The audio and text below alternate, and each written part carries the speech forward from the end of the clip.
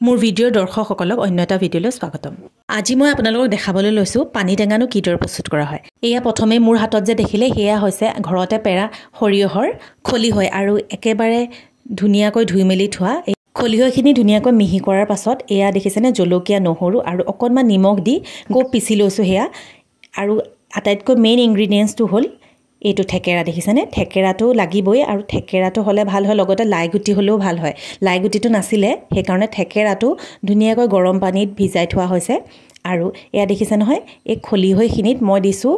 অকণমান মিঠাতেল কাৰণ মিঠাতেল ইয়াত একেবাৰে নাই ন খলিহৈ হয় সেইবোৰ কাৰণ মিঠাতেলটো পেৰাৰ পাছত যিবোৰ ওলাই থাকি যায় সেইবোৰেই হৈছে খলিহৈ সেই খলিহৈখিনি দিলোঁ অকণমান মিঠাতেল আৰু লগতে দিলোঁ অকণমান নিমখ সকলোবোৰ ভালদৰে মিহলি কৰি ল'লোঁ তাৰপাছত মই এয়া দেখিছে ন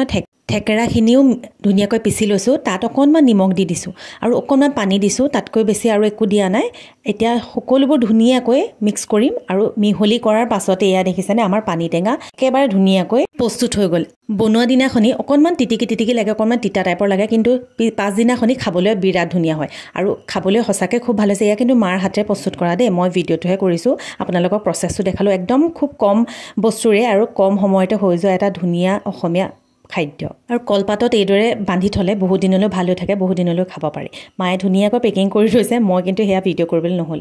ভিডিঅ'টো শেষলৈকে চোৱাৰ বাবে ধন্যবাদ